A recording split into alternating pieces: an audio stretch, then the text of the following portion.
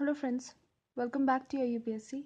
Today in biogeography, we will be completing social forestry and gene pool. So let's get started. So here, we will first begin our discussion with social forestry. What exactly is social forestry?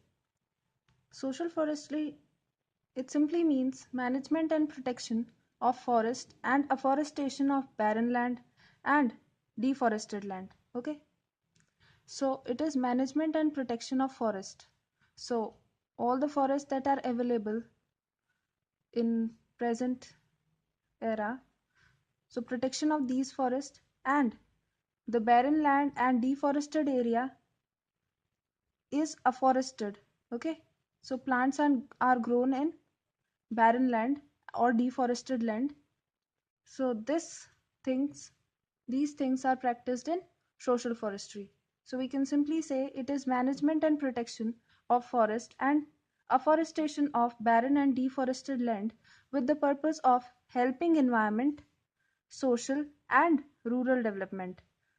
So it helps in environmental development, it helps in social development as well as rural development. Okay. Now, looking into basics of social forestry, this term was first used in 1976 in India. Okay, so in 1976, this term was first used in India by the National Commission of Agriculture of Government of India. Okay, so National Commission of Agriculture, this institute used this term in 1976. Okay, now it was that time when the India was embarked upon a social forestry project. Okay, so India actually embarked upon a social forestry project with the aim of taking pressure off currently existing forest and planting trees on the unused and fallow land. Okay, so the aim of this project was to reduce the burden or to take off the burden of current forest. Okay, and to use the barren lands, so the barren lands and unused land,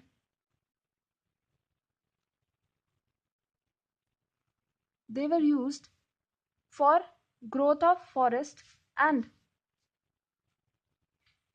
this newly forested land, okay, this newly planted land was now used for meeting the demands of people, that is like demand of livestock and timbers, etc., etc., would be met by these newly planted forest, and the old forest or the forest land, okay, the main forest land would remain untouched. Okay, now what are the social forestry programs? So the government of India, it tried to increase the forest area that are close to human settlement and have been degraded over the year due to human activities, and they need to be afforested again. Okay, so the trees were planted in and around the agricultural field, the plantation of trees along the railways. Okay, so plantation of trees along the railways, in and around agricultural fields, roadside, riverside, river banks, canal banks.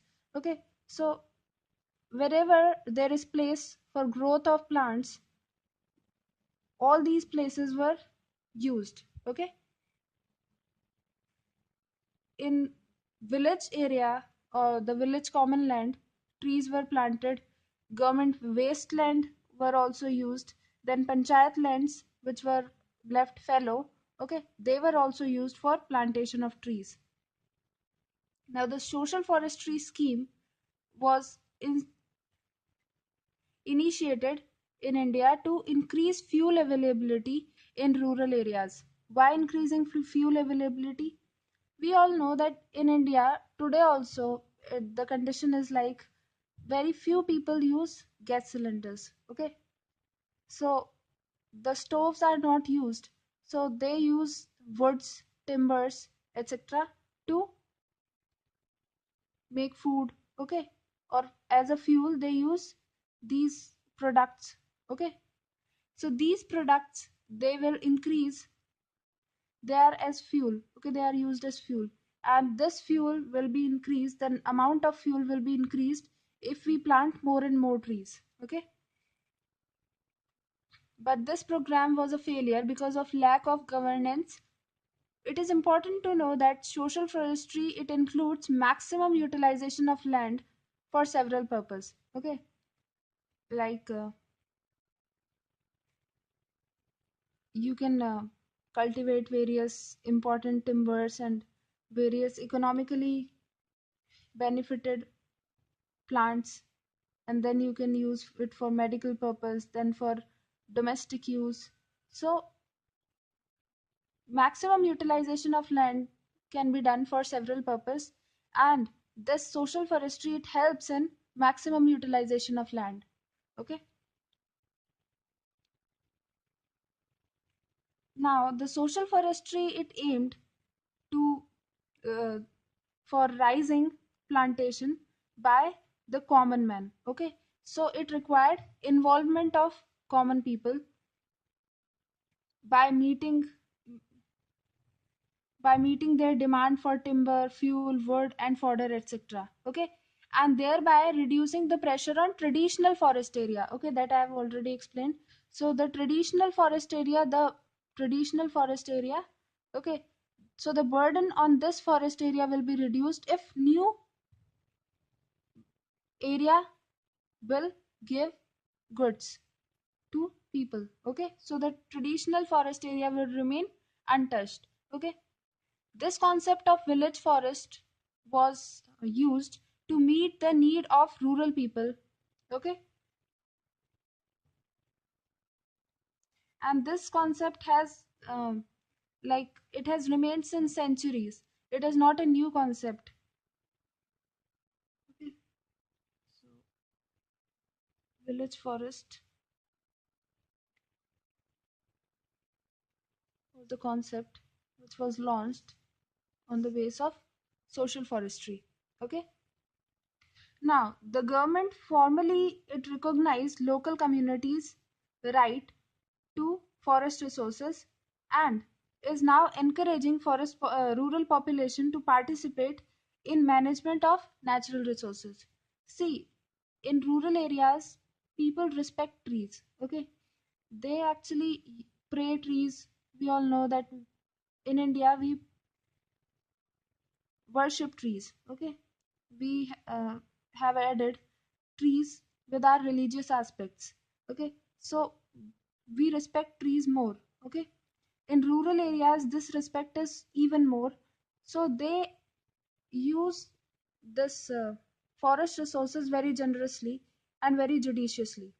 Okay, so that's why the local communities have been given right, and their right have been recognized by the government, and it has acknowledged, or it has encouraged the rural population to participate in management of natural resources and basically the forest area.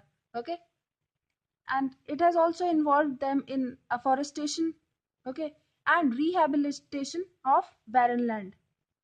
Okay, now to involve more and more trees, some movements like plant a tree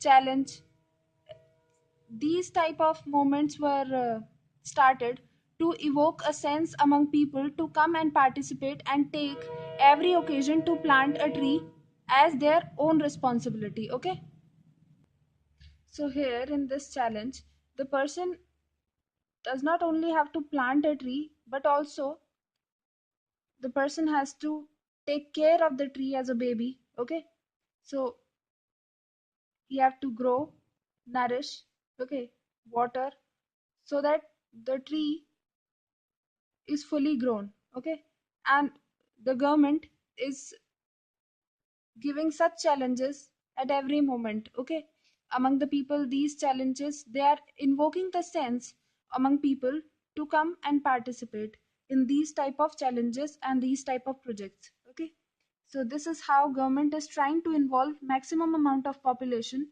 in afforestation and rehabilitation of land. Now, why is there a need for social forestry? Okay, so this need for social forestry scheme was felt as India has a dominant rural population that still depends largely on fuel wood and other biomass for their cooking and heating and other domestic purposes and economic purposes as well.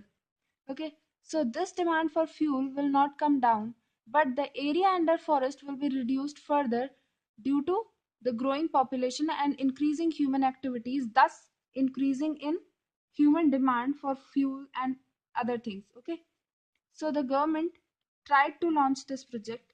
Okay, so the government, it has launched this project, and with this, what uh, one more thing that is helping is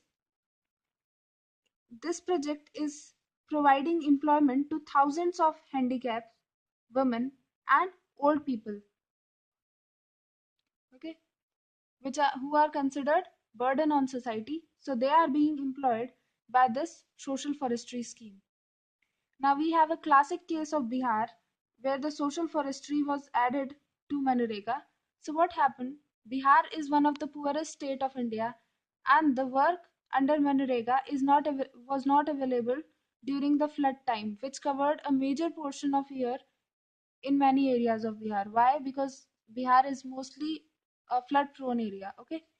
Now apart from this, the physical work which is available under Manrega is not fit for differently abled people and old people. Okay, so that's why these people were segregated.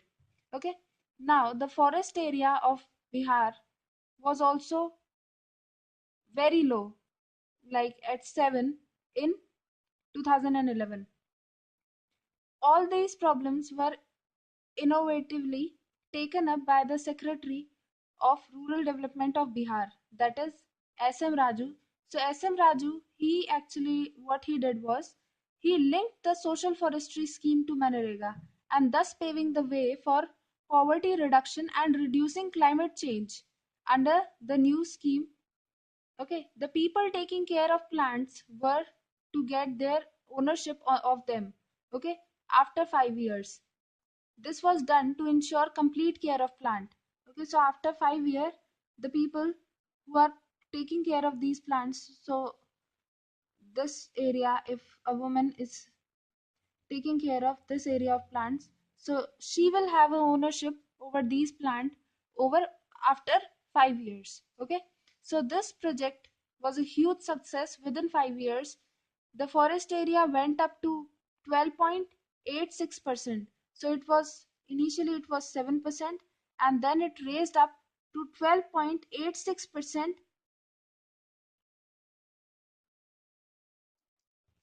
to 12.86% within 3 years. Okay, and this, in addition, it provided employment to thousands of handicapped people, women, and other people, old people. Okay, so that was the classic example of social forestry. So this was need of social forestry. Now we will look into types of social forestry.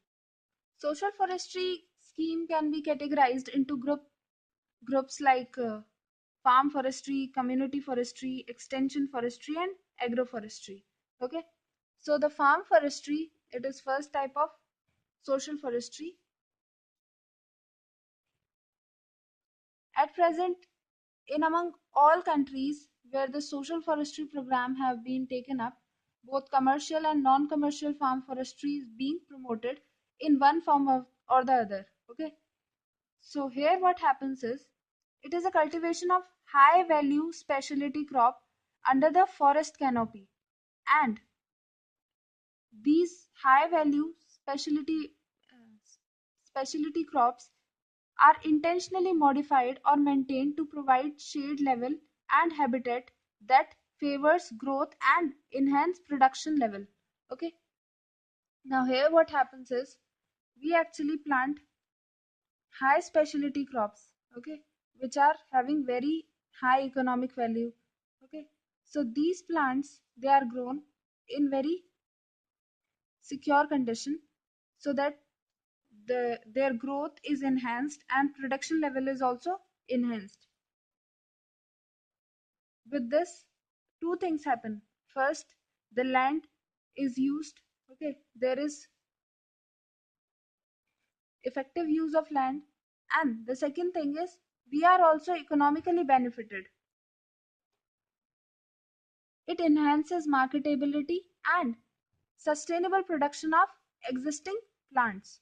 Okay, then here what happens is non-timber forest products are cultivated, or niche crops. Niche crops are cultivated here in this farm forestry.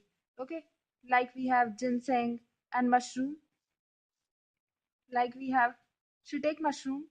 It has high medical value, hence it is very costly. Okay, so in this farm forestry, individual farmers are being encouraged to plant trees on their own farmland to meet the domestic need of family. Okay. In many areas, this tradition of growing trees on the farmland already exists. So the non-commercial farm forestry is the main thirst of most of the social forestry projects of the country today. Okay. Now, it is not always necessary that farmers grow trees for fuel wood, but they also grow trees without any economic motives. Okay, so that is also done in farm forestry.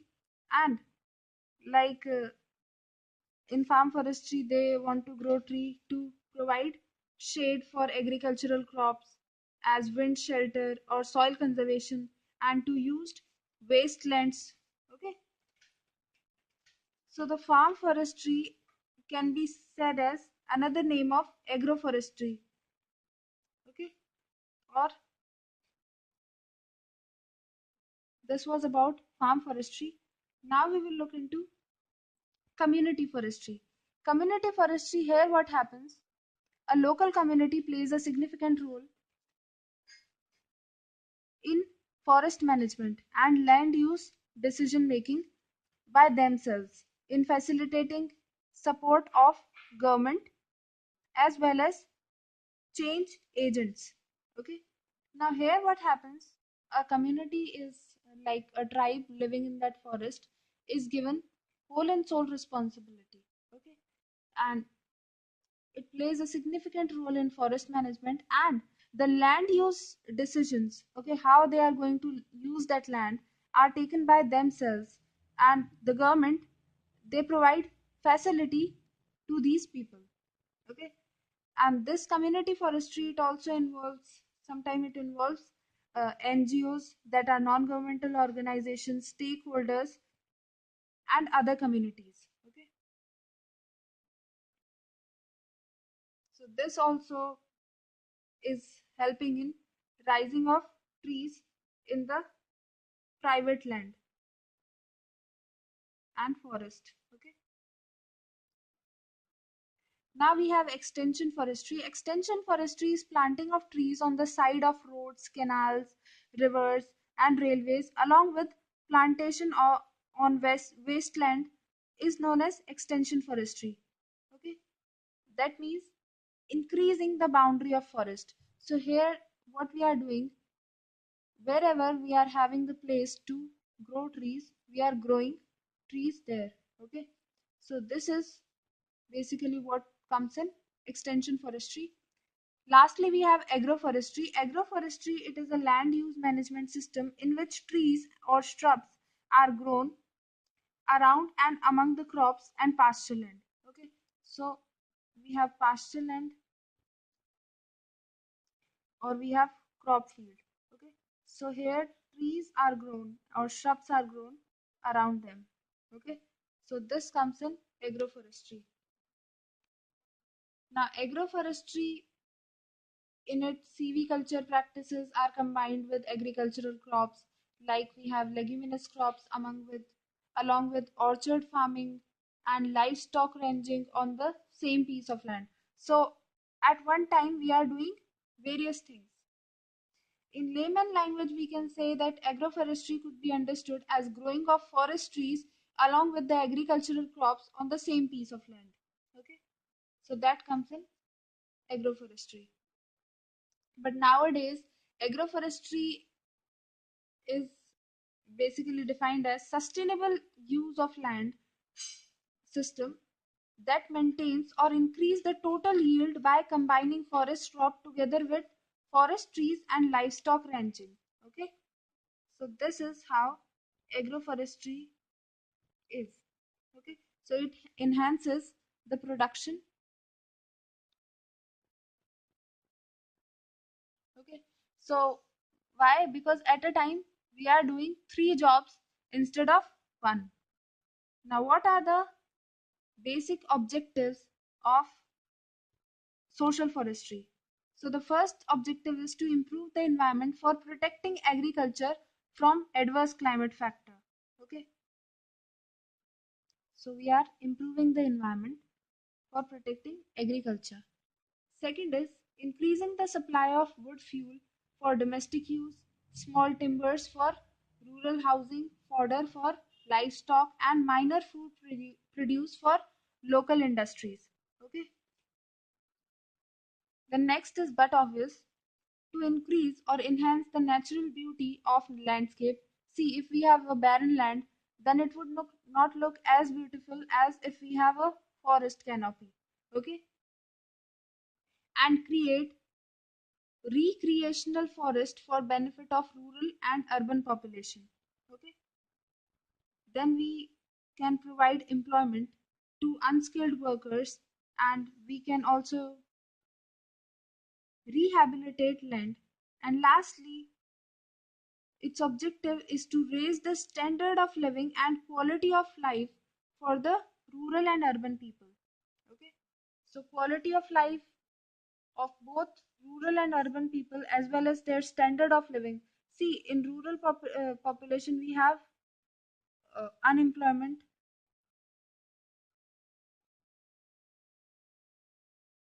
and we also have good amount of fallow land. Okay, so if both are combined, then the rural population, the unskilled workers, can get employment by this social forestry program. Okay, so their standard of living will grow to some level. Okay, so this was objective of social forestry. Now we will look into missions of social forestry. So the first mission is to carry out need-based and time-bound program for afforestation with special emphasis on fuel wood, fodder development on all degraded and undewed land forest. Okay, so basic is on unforested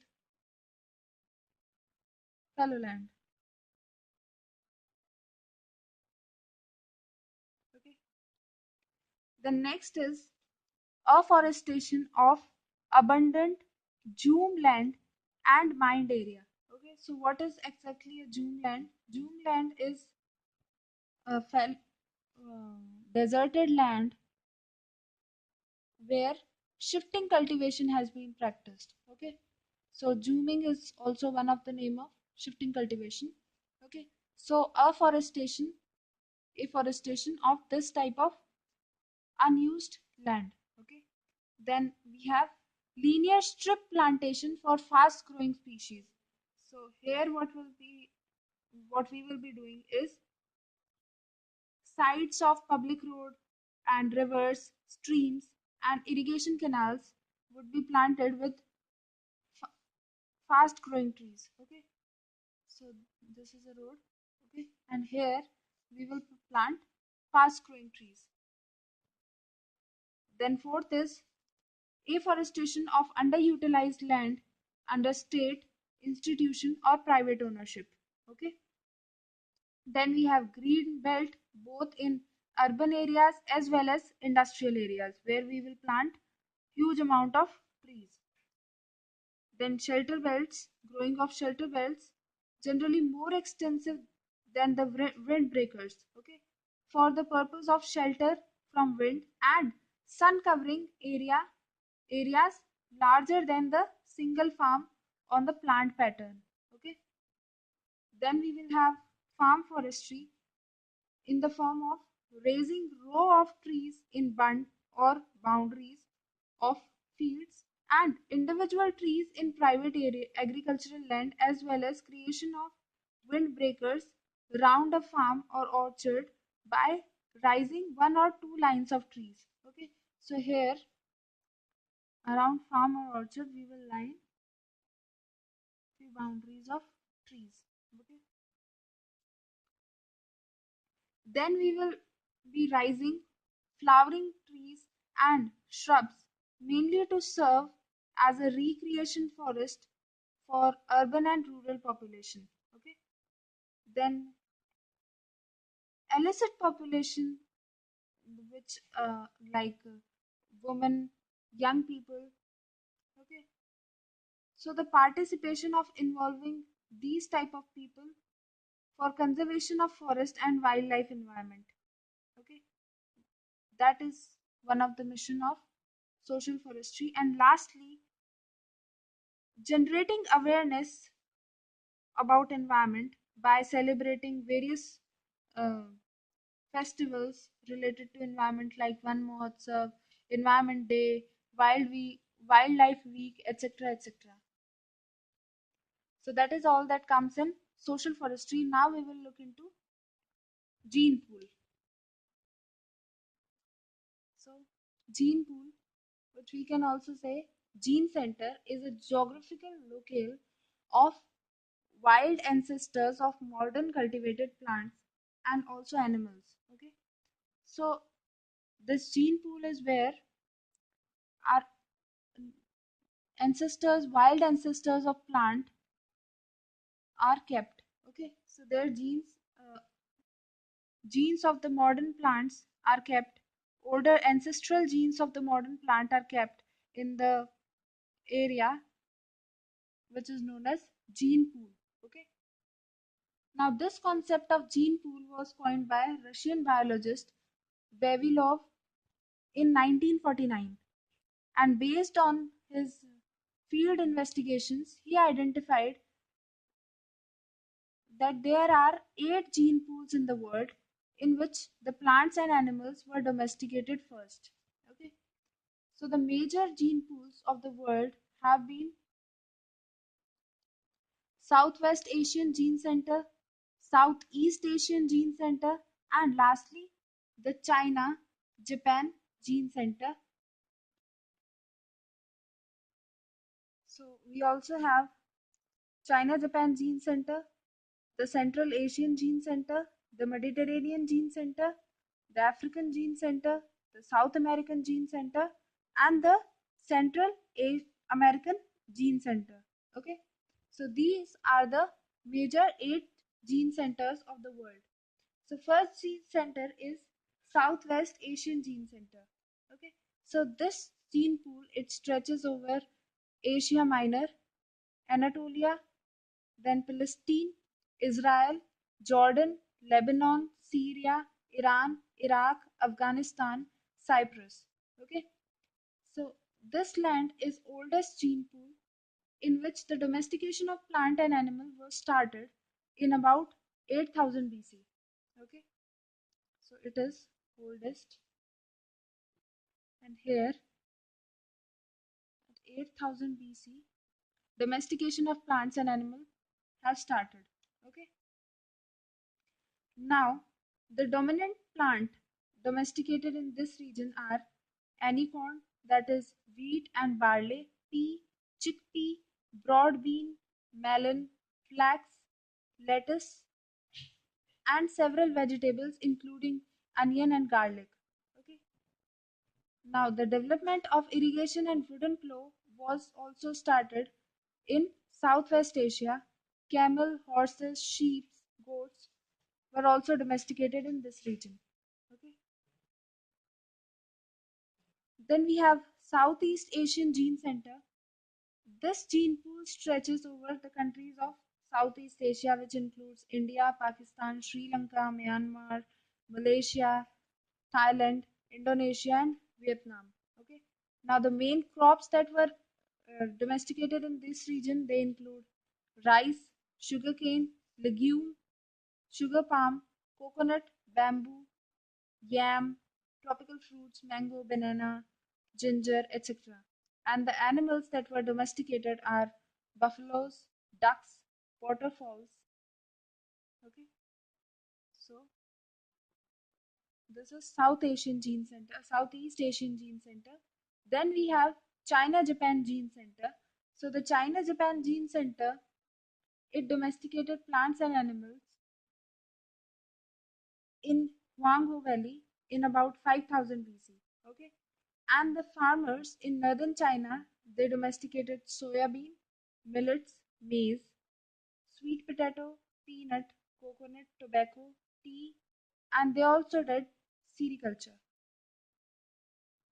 Then we have Central Asian Gene Center. So the Central Asian Gene Center, in this gene pool, Vavilov included Afghanistan, Tajikistan, Uzbekistan, then Kazakhstan, Kyrgyzstan, then we have Turkmenistan.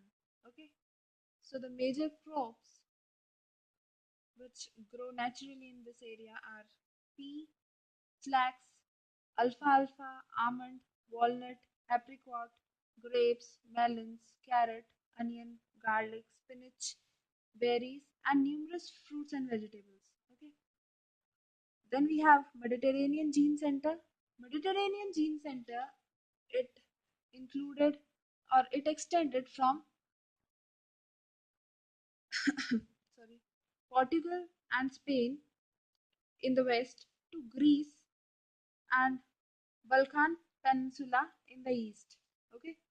Now the crops like oat, flax, olives, fig, and we have lavender, cork, cabbage. So these type of crops were grown. Then we have African Gene Center. African gene pool, it stretches over Nile Valley in Egypt.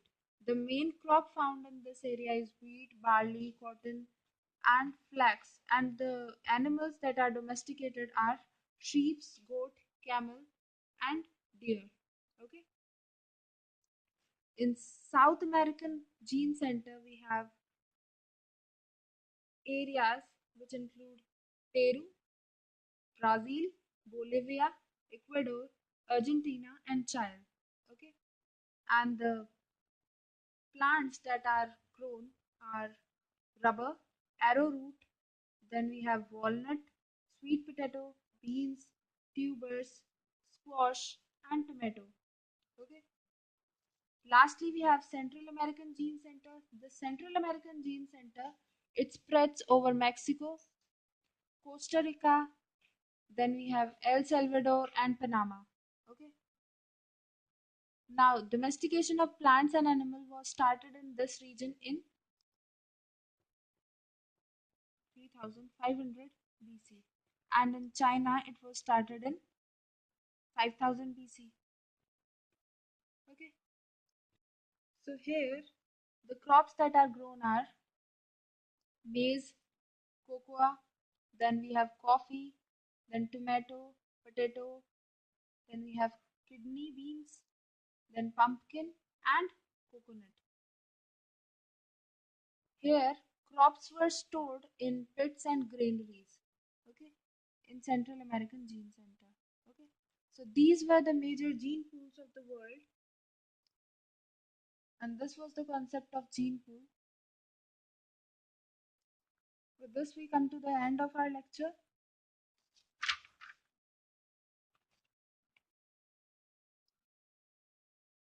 So that was all for today, guys. I hope you enjoyed today's lecture. Now let's meet in our next class. Till then, take care and have a nice day.